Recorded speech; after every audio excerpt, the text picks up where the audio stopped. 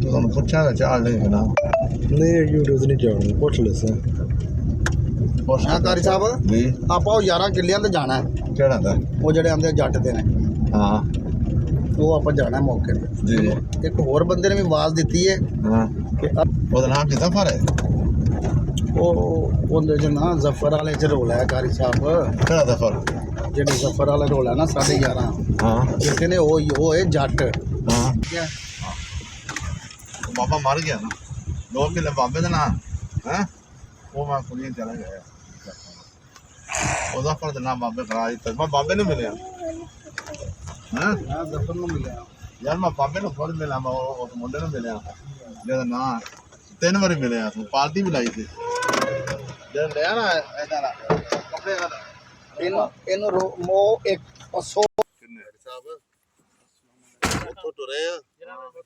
ਅੱਜ ਜਿੱਥੋਂ ਆਪਾਂ ਉਤਰੇ ਹਾਂਜੀ ਇਹ ਫਰੈਂਡ ਲੱਗ ਗਿਆ ਹਾਂ ਆ ਸਰ